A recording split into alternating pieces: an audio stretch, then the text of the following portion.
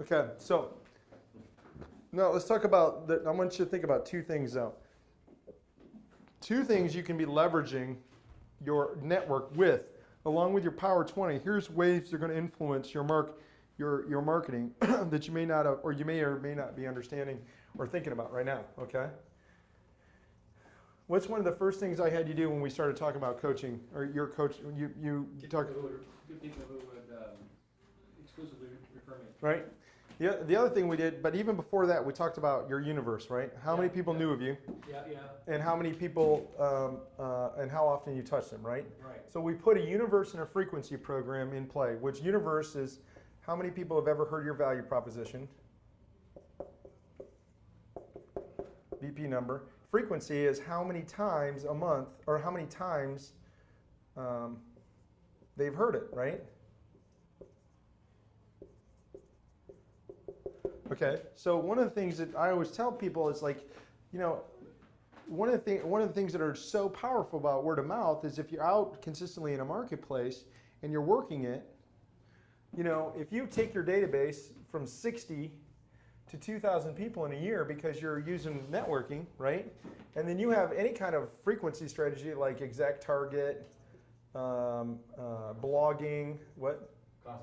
Constant contact, blogging, LinkedIn, Plaxo, Facebook, whatever. If you got any kind of frequency strategy and you're using that frequency strategy to affect 2,000 rather than 60, the randomness of being able to, hey, you know what, that Chris Reed guy, he's got a home improvement company.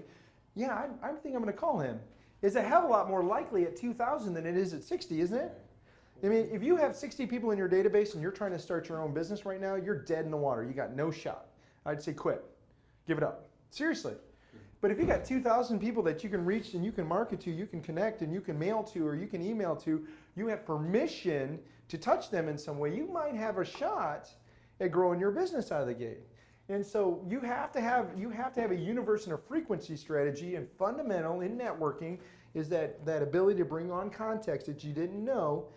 You can add to both of those every day. And what you can do, if you go back to the 40 introductions we're making a month, right? Right. What's the first thing that those 20 people talk about when they meet? You know, when you were making 20 introductions, so we're actually going to have 40 people meet. Right. What is the first thing that they talk about when they get and they have that meeting? How do you know Jack? How do you know Jack? Right. Jack's a great guy. What, Jack? Yeah, Jack this, Jack that, blah, blah, blah. That's called organized buzz, right? You are creating buzz strategically about you because you're setting up meetings to put your name as a keyword in that network. And they're using the most powerful medium known to man called word of mouth. I mean, no one knew who I was in this city until I ran around with a 9-foot blow-up doll and just kept, talking about BD's Mongolian barbecue. And I met 60 to 100 people a month, with this thing called Mongo Man. Hey, did you meet that crazy Tony Zamboni guy? Blah, blah, blah. And that was how I created buzz about me. So when I came back and we started this other business, I had some layover goodwill there. Does that make sense? I mean, I still meet people now, this day, that say, hey, I remember meeting you when you were going to door and handing out to-go menus. So that's the other piece of this. This is growing your frequency and your universe, right? Yep. By setting these meetings up using a very powerful medium. Okay, the next thing you're doing is okay. So you've got your strategy for frequency and your strategy for your growing your universe. Now, what is the biggest problem with marketing today? Why are people not talking to each other? Too much stuff going on? Yeah. I mean, think about what's happened since 1950. How has media and communication changed since 1950? From newspapers to the internet. So we had newspapers. Yeah. Does anybody read a newspaper? No. Have you guys ever read a newspaper? Probably not, right? You guys ever heard of busy signal on the phone? Have you? A lot of people haven't. Really? Yeah. You guys want a chalkboard? Sorry. Yeah, chalkboard, yeah. What's a chalkboard? Ever seen a grown man? Never mind. That's all. Airplane. Yeah. Newspaper, chalkboard. Okay, so think about so what are all the additions that we have now in communication? Party line, yeah. I mean, I was telling this story. I can remember. Now, I was born and raised on a farm. We had 140 acres, right? And we had a phone out at the barn, right? So I'm like 7, 8 years old, and telemarketing call comes in. Guy sounds important. I'm 7 years old, you know. We have a party line. So I get on the line. I put it on the top of the phone. I walk about 150 yards. My dad's on a tractor screaming at my dad to get off the tractor, you know. Dad, you got an important call. There's some guy from, you know, I don't know who it was, right? And I make him get off the tractor, walk another 150 yards, get on the phone to talk to a telemarketer. Can you imagine?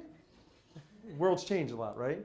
And so what's happened is now they say between 1950 and 2000, we have gone from like 50,000 marketing messages today to almost 500,000. Okay? And so what are people doing now that you've got text marketing, you got email, you got web marketing, you got Twitter, you got LinkedIn, you got Facebook, you got Plaxo, you got, all this crap coming at you. They're advertising in your bathrooms, they're advertising on top of taxi cabs, they're advertising billboards on billboards. Think about it. It's crazy, isn't it? The urinal in the bathroom. Yeah, it's just over and over and over, right? Yep. You got stuff. Did we really have logoed shirts in 1950s? Probably not, right? Now we've got even marketing on ourselves, right? We got all these labels and tags everywhere. The guy sold his forehead on YouTube or LinkedIn or Yep. eBay or something. Yeah, eBay. Sold his forehead. Yeah. On top of that, okay, you've got the freedom of distribution and production. What Google's done is allowed anybody, an email has allowed anybody that has an opinion on anything to create their own broadcast following.